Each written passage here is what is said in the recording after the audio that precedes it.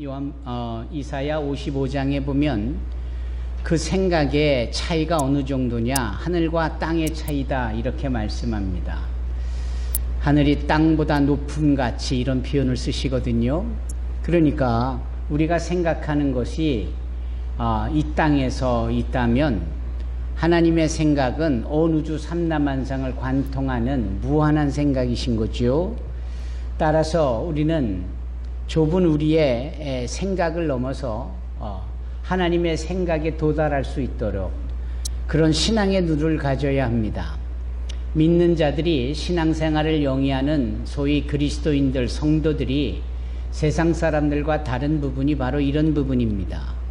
항상 땅만 보고 이 육적인 것과 형이하학적인 그런 일차적이고 본능적인 것만을 추구할 수밖에 없는 공간에서 그런 좁은 시각을 갖게 되는데, 믿음을, 신앙을 영위하고 주님이 주신 은혜의 삶을 살게 되면 벌써 보는 정도가 달라집니다. 그리고 하늘을 볼 수 있게 되어지고 무한하게 펼쳐져 있는 그 넓은 공간 속에 역사하시며 살아계시는 하나님의 손길을 보는 겁니다. 우리의 시각이 믿음을 통하여 달라지기를 주님의 이름으로 축원합니다. 우리 주님이 늘 눈에 대한 소중함을 말씀하셨어요. 우리 과거 우리 조상들도 몸이 1000냥이면 눈이 900냥이다 그렇게 얘기를 했습니다. 그만큼 보는 것이 얼마나 중요한지 몰라요. 광야에 무엇하러 나갔느냐? 그것에 흔들리는 갈대를 보려 나갔더냐? 주님께서 그런 탄식을 하시는 거예요. 왜냐하면은 보는 것 같아도 엉뚱한 걸 보고 있고 불필요한 것을 보고 있기 때문입니다. 그렇게 불필요한 것만을 보며 그것이 옳았다라고, 그것이 잘하는 것이라고, 그것이 위대한 일이라고 생각했던 한 사람이 있었으니 그 사람의 이름이 사울입니다. 그런데 그가 자기가 보는 것을 쫓고 추구하면서 다메섹이라는 곳으로 달려가다가 정오, 그 환한 태양볕 아래에 그 태양빛보다도 더 밝은 주님의 이상을 보잖아요.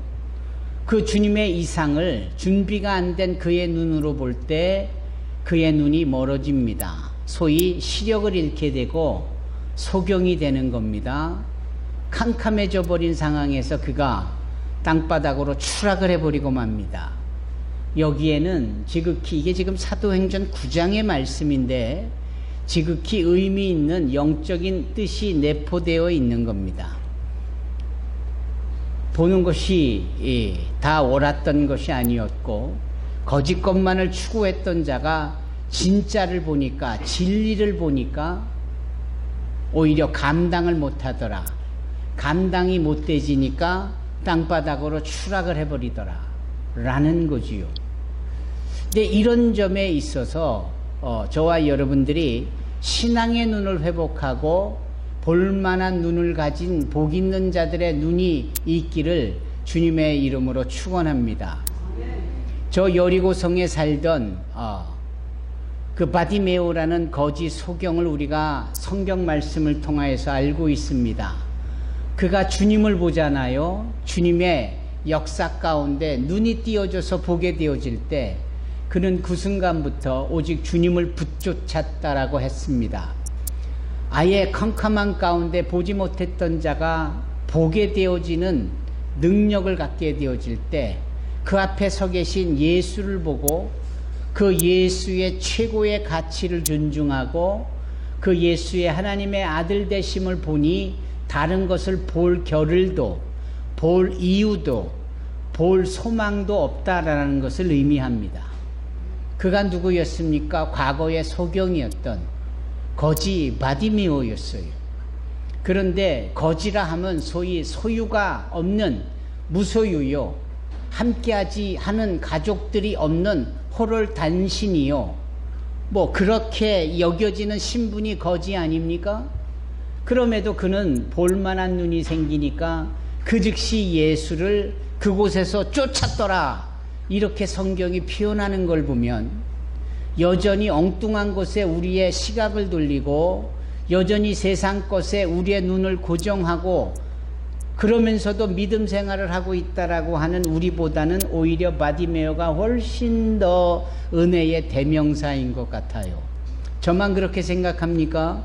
여러분들은 어떻게 생각하십니까? 아무쪼록 오늘 이 자리에서 볼만한 눈을 가진 귀한 신앙인이 되기를 주님의 이름으로 축원합니다.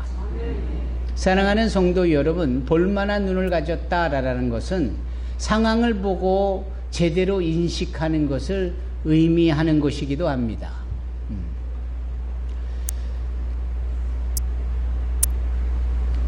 지금 얼마나 기후 이상이 보여지면서 곳곳에 전에도 보지 못했고 듣지 못했던 이상 기온의 증세가 곳곳에서 나타나지 않습니까? 예. 얼마나 많은 이상한 일과 또 성경에서 경고하고 있는 내용이 세상 도처에서 얼마나 많이 일어나고 있습니까? 그것을 본다면 우리는 이때가 어느 때인지를 알 수 있어야 하는 거예요. 어느 때입니까?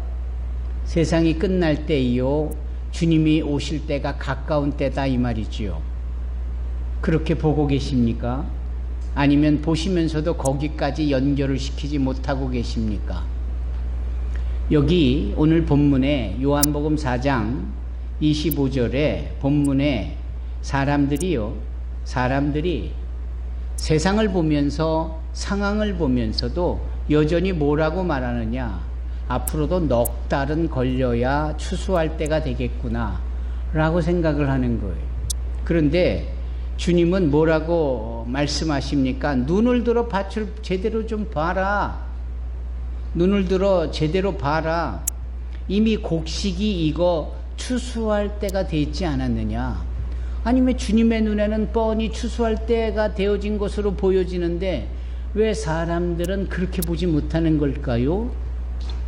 그것은 일종의 관례를 따르는 것이겠고 상식을 따르는 것이겠고 그것은 자기네들이 정한 시기에 따르는 것이겠지요. 지극히 인본주의적인 것인 거지요. 주님이 그것을 꼬집으시는 겁니다. 그것을 교정하시는 겁니다. 주님 당신이 볼 때 지금이 추수할 때인데 사람들은 아니요, 아직도 넉 달이나 뒤에 가서 해야 됩니다. 누구 말이 옳을까요? 여러분, 누구 말이 옳을까요? 왜 대답이 없으십니까? 그러면 단답으로 가보십시다. 예수님이 옳으면 아멘 하시고 사람이 옳으면 가만 계십시오. 누구 말이 옳습니까? 예수님 말씀이 옳죠. 왜냐하면 그분은 천지를 지으시고 해와 달과 별과 시기와 기한과 때를 정하시는 분 아니십니까? 전도서에 보면은 범사에 기한이 있고 때가 있다.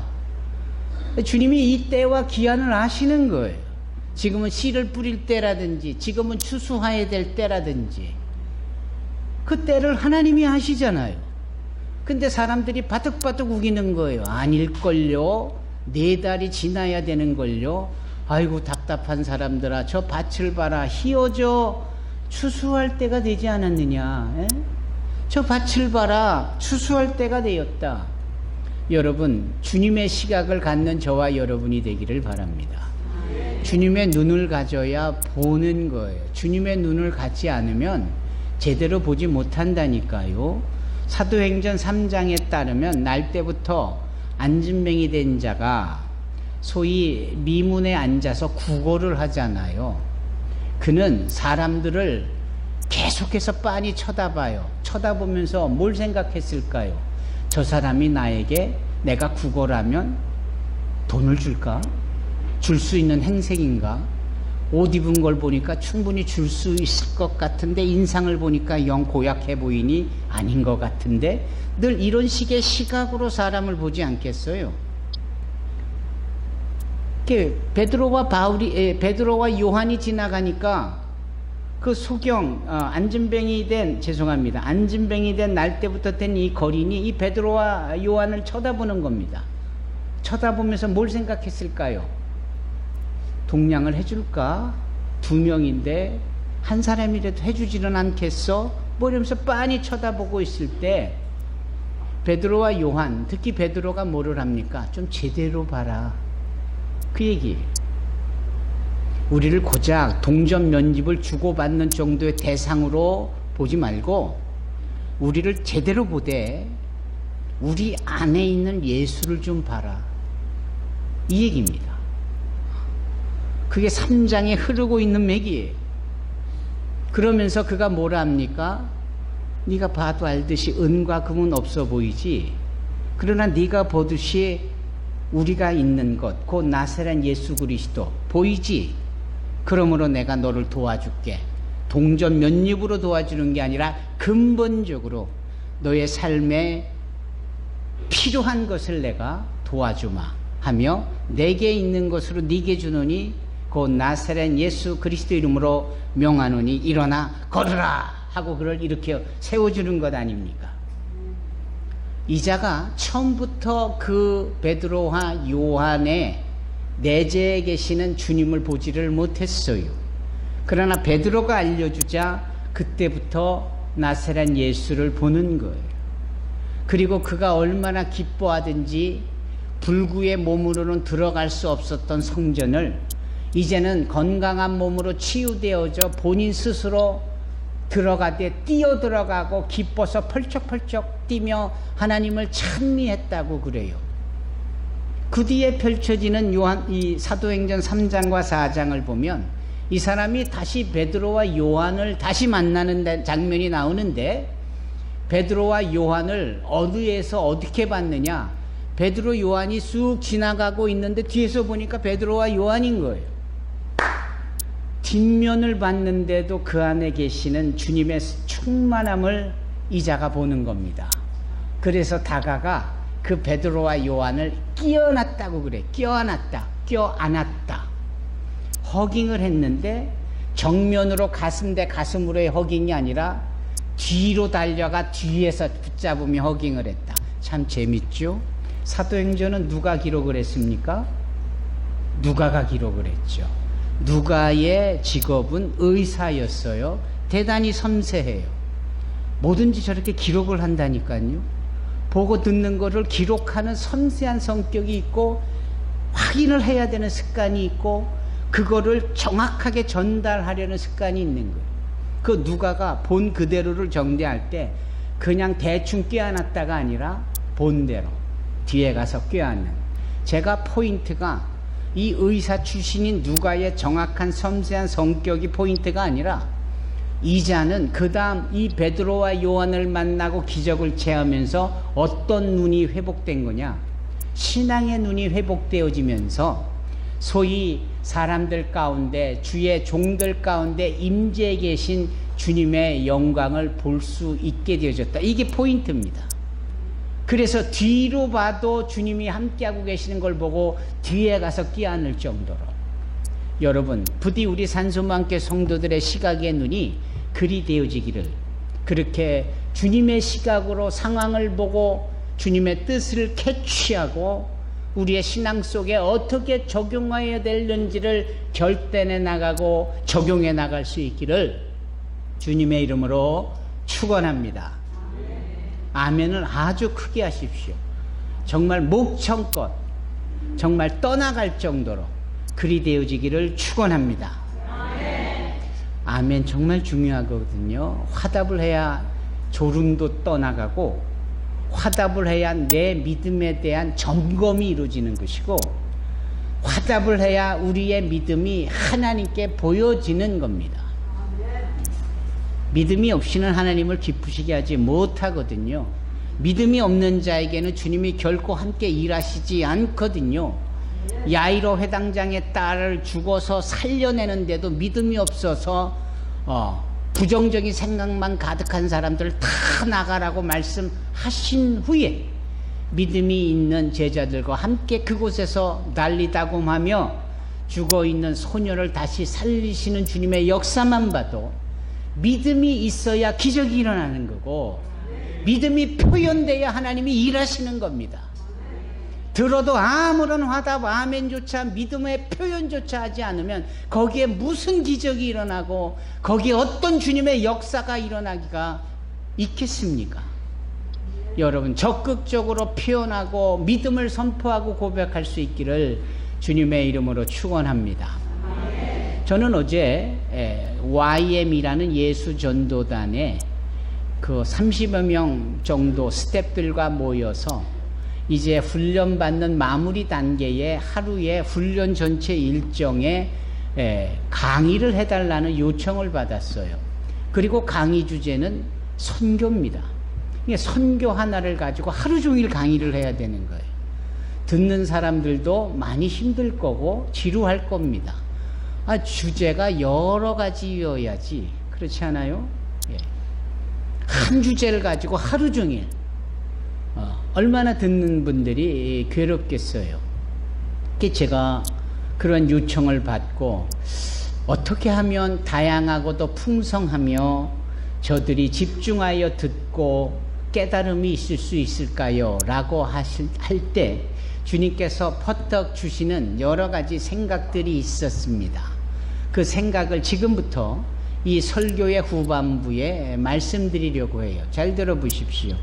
어쩌면 신앙의 눈을 가졌다면 그것이 제대로 보아져 있었을 것이고, 신앙인인 것 같고 신앙의 걸음을 걸었었는데도 그 눈으로 보지 못했다면 이런 일들이 있었다는 사실을 캐치를 못했었을 겁니다. 바로 그 부분에 여러분들에게 도전이 될 건데, 여러분, 전 세계 인구가 80억입니다. 80억 중에 10%, 그러니까 8억 명이 정말 열심히 있는 신앙인들이에요. 그 중에 16억 5천만 명은 16억 5천만 명은 크리스찬인데 그냥 왔다 갔다만 하는, 별로 뜨거움도 헌신도 봉사도 사역도 하지 않은, 우리네 식으로 표현하면 무늬만 크리스찬인 거죠. 무늬만. 그런 분들이 16억 5천만 명이에요. 따라서 한 55명 정도의 여전히 예수를 믿어야 하는 영혼들이 이 세상에 있는 겁니다. 몇 명이요? 50억. 대충 잡아 50억. 엄청나죠? 그러면 이 50억에 대한 부분을 가지고 지금까지 2000년 동안 교회는 뭘 해왔는가? 지금까지 선교를 말해왔던 선교단체들은 뭘 해왔길래 여전히 10%밖에 제대로 된 신앙인들의 열매만 거두었고 나머지 70억은 여전히 무늬만 크리스찬들과 더불어 믿지 않는 자들과 다른 종교에 심취되어 있는 사람들이 있는가라는 거죠. 우리가 성령의 역사를 모릅니까? 그분의 권능을 우리가 모릅니까? 교회가 열심으로 2000년을 달려오면서 수많은 핍박과 어려움을 돌파해 왔다는 사실을 모릅니까? 그럼에도 불구하고 어떻게 지금 여전히 50억이나 되는 그 많은 숫자들이 지옥불로 향하여 가고 있다라는 말입니까? 그 이유가 뭘까라고 할 때 저는 두 가지를 생각해 보는 겁니다. 외적인 요소가 있겠구나, 또 내적인 요소가 있겠구나 라는 겁니다. 그러면 그렇게 교회가 버젓이 존재하고 영혼 구령을 해야 됨에도 불구하고 여전히 대다수의 사람들이 예수를 믿지 않는 가운데 나타나 있을 수밖에 없도록 교회가 그 힘을 놓치고 있는 근거는 뭘까? 첫째는 세속주의가 너무나도 강한 사조로 밀려오고 있다라는 겁니다. 세속주의라면 말 그대로 세상이 추구하고 있는 일반적인 철학이나 사조나 학문이나 분위기나 경향이나 패턴이나 이런 것들을 다 통틀어서 말합니다. 세속주의, 그 안에 포스트 모더니즘도 있겠고 그 안에 영지주의도 있겠고 그 안에 불가지론도 있겠고 여러 가지 것들이 있는데 이런 것들은 대부분 인간들의 지성과 이성을 토대로 세움으로 사람들 우선에 뭔가의 길을 제시하고 뭔가 윤리를 제시하고 이러잖아요. 따라서 그런 부분들이 게 그럴싸하게 보이지만 절대 책임지지 않는, 책임질 수 없는 자들의 말장난에 불과한 거 아닙니까? 사람들이 말하는 철학과 그런 종교성과 그런 세속주의적인 것들은 소위 사람들로 하여금 지성과 이성의 중요성을 말하고는 있지만, 그렇게 말한 자들도 어느 순간에 세상에서 죽어 사라져버리고 없고, 본인은 과연 그렇게 살았는지에 대하여서 어떠한 결과물에 대한 평가도 없고, 그렇게까지 얘기를 했으면 어느 정도 보장이 되어주는 결과물들이 제한되어야 되는데 그런 것도 없고, 그 대표적으로 잔폴 사르트르 같은 실존주의자가 그렇게 하나님 없이도 우리는 잘 살 수 있다라고 그렇게 가르쳐 오면서, 그는 정작 죽음 앞에 공포와 그리고 절규로 그 무서워 벌벌 떨면서 마지막 숨을 거뒀다라는 것에, 그가 전한 세속주의적인 가르침에 빠져있던 수많은 사람들이 다 황망해하는 모습을 우리가 보았잖아요. 뭐 이런 겁니다. 두 번째로, 세상에 별의별 일들이 많이 생기는데 사람들이 만들어내는 운동인 거예요.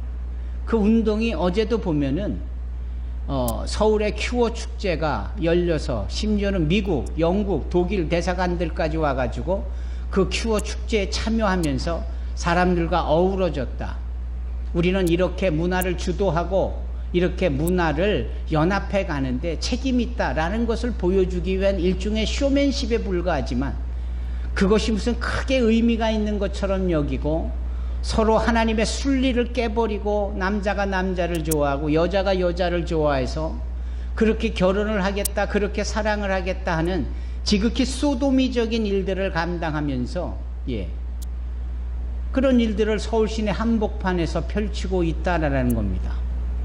그 와중에 방파제 운동이라는 이름으로 전국 각지의 교회들이 모여들어서 그 앞에 천막을 치고, 그 지방에서 몰려온 성도들이 그 큐어 축제가 그렇게 동성애가 얼마나 잘못된지를 그 뜨거운 때약볕에서 침묵하며 또 방어하듯이 시위했다라는 것은 그나마 다행한 일입니다. 그런데 이런 것들에 대해서 너무나도 우리는 손 놓고 휘둘려지고 있었던 것은 아닌가라는 겁니다. 세상이 발전하고 기술력이 좋아집니다. 그래서 손에 있는 휴대폰 하나면 모든 것을 다 이룰 수 있을 것 같아요.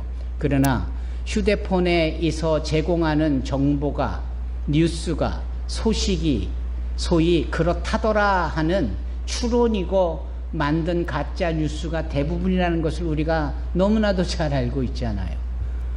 그런 것들이 판을 치니까 진리가 서기가, 진리가 제대로 비춰지기가 여러 방해를 받을 수밖에 없는 겁니다.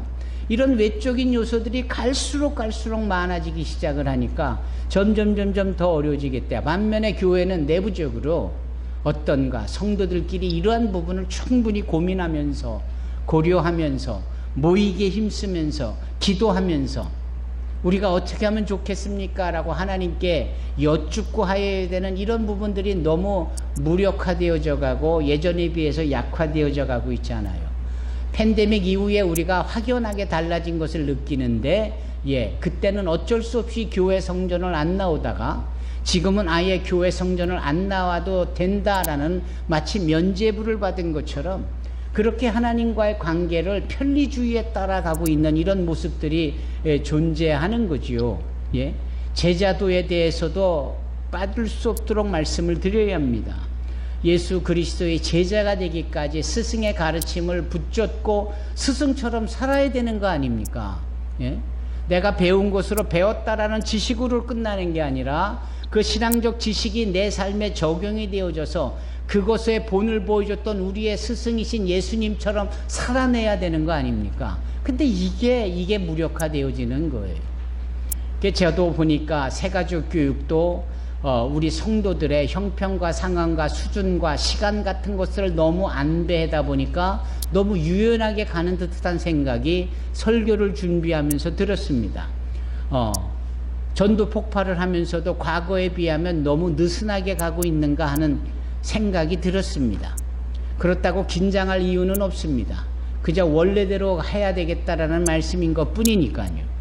여러분, 이런 차원에서 우리의 제자도가 다시금 살아나야 합니다.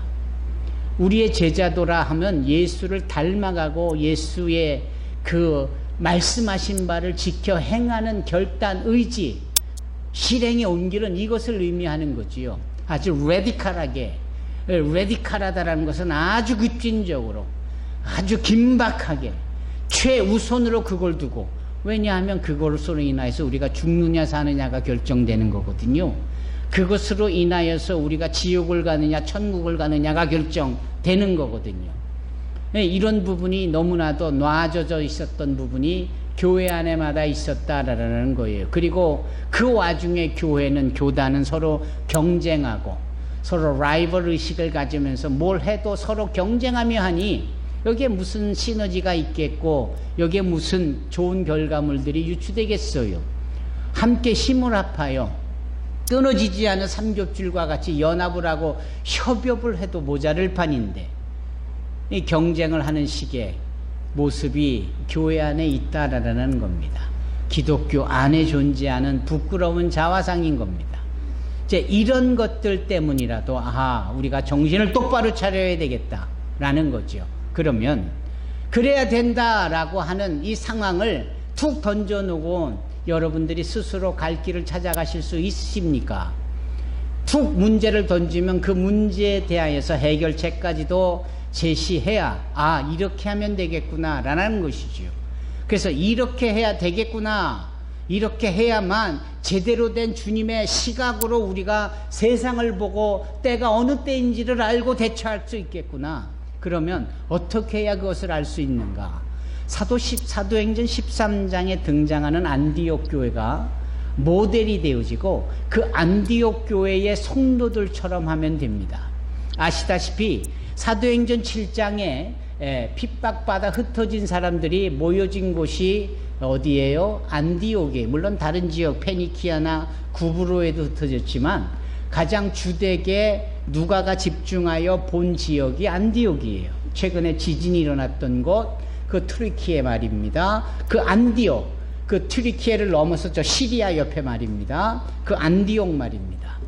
그 안디옥이 이 찾아오는 고된 그리고 핍박을 피해 달려온 이 사람들을 안아요. 안고 위로해요. 위로하고 환대해주고 이들을 섬겨줘요. 그러면서 주 안에서 제자도가 이루어져 가고 연합이 이루어지면서 급기야는 이런 어려운 상황 속에서 선교를 해야 되는 교회의 본질이 이루어지는 겁니다. 이제 이런 점에 있어서 이 안디옥 교회를 봐야 되는데 이 안디옥 교회의 특징은 뭐냐면 대단히 은사적이었어요. A라는 분은 이걸 잘하고 B라는 사람은 저걸 잘하고 C라는 사람은 그걸 잘하고 그 잘하는 것은 배워서도 잘하지만 기본적으로 재능적으로 선천적으로 주어진 기질도 표현되는 하나님의 은사예요.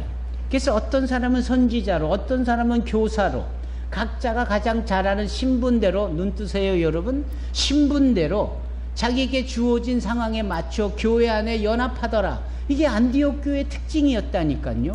그 안에 갈등도 반목도 경쟁도 없는 거예요. 이제 막 신앙생활을 시작한 분은 시작한 대로 할 수 있는 일들을, 그 전부터 신앙생활을 한 분은 그 신앙의 배경에 근거하여 할 수 있는 대로 서로 각자의 위치에서 자기의 역할들을 감당하는 겁니다.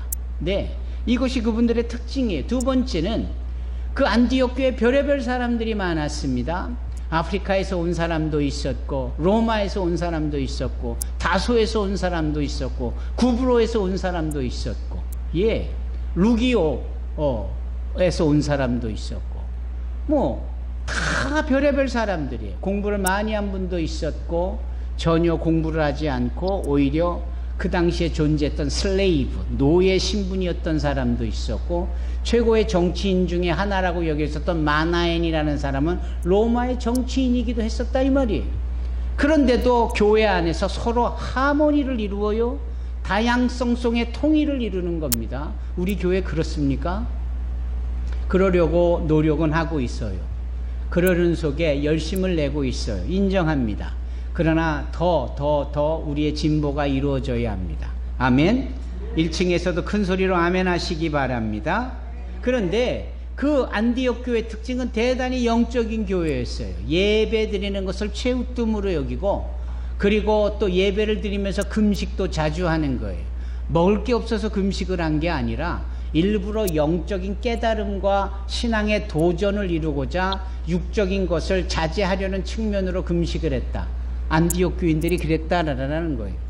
예, 이들을 모델 삼을 때 우리도 얼마든지 그럴 수 있고, 세상을 이기며 주님의 시각으로 세상을 보고 주님의 뜻을 맞춰갈 수 있다라는 겁니다. 그러므로 이들에게는 소위 분별력, 디스런먼트가 있어요. 이 분별력이라는 건 뭐냐면, 우리가 흔히 말하는 똥인지 된장인지 구별하지 못하는 사람들이 얼마나 많습니까?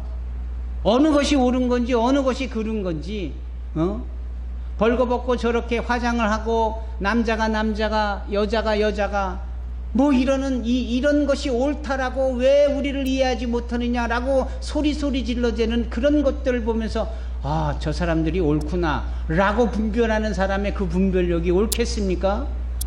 그런데도 그렇게 그런 사람들을 지지하는 사람들까지 있는 걸 보면 세상에는 별의별 이 분별력이 둔감해져 버린 자들이 너무나도 많은 것 같아요. 그러나 이 안디옥 교인들은 예배하며 금식하며 서로를 인정하며 조화를 이루는 가운데 영적인 분별력을 갖게 되어지는 겁니다. 그래서 그 와중에서도 바나바와 바울을 택하여서 선교를 해야 되겠다라는 결정을 내리잖아요. 얼마나 귀합니까? 그리고는 그 성령께 기도하며 성령께 순종합니다. 순종. 그게 이 다섯 가지가 이 안디옥 교회의 특징이에요. 그리고 이 이야기는 이미 디아스포라 신문 2-3개월 전에 일면에 났던 내용이기도 합니다. 여러분들은 신문이 나오면 접기에만 급급했지 그 내용을 제대로 실제적으로 읽어보십니까? 우리가 실제적으로 이러한 부분들을 따라야 되는 거예요. 안디옥 교회를 우리가 모델 삼아서 우리도 그럴 때 은사적이고 내가 할 수 있는 일을 가지고, 그리고 상대방을 인정하는 다양성과, 그리고 영적인 것을 추구하면서, 그리고 분별력을 얻고 하나님 앞에 순종해 나갈 때 우리는 비로소 주님의 영적인 시각을 지니게 되고, 보여지고 벌어지는 모든 상황을 주님의 눈으로 보게 되어지면서 그때가 어느 때인지를 알 수 있는 겁니다. 지금은 기도해야 될 때, 지금은 전도하여야 될 때, 주님의 재림의 때가 가까이 오고 있는 때이기에 우리가 깨어있는 지혜로운 다섯 처녀처럼 기름을 준비하여야 될 때, 다음에 내년에 상황이 형편이 좋아지면 사람의 시각으로 보고 그렇게 판단하고 결정해서 내놓는 거 틀렸습니다.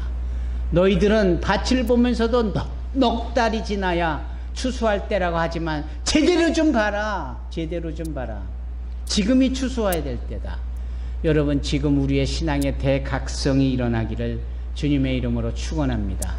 정말 여러분들의 눈의 시각이 주님의 시각과 오버랩이 되어져서 주님의 눈으로 세상을 보고 그때를 분별하고 그때에 맞추어 신앙을 펼쳐가기를 주님의 이름으로 축원합니다. 할렐루야. 기도하겠습니다.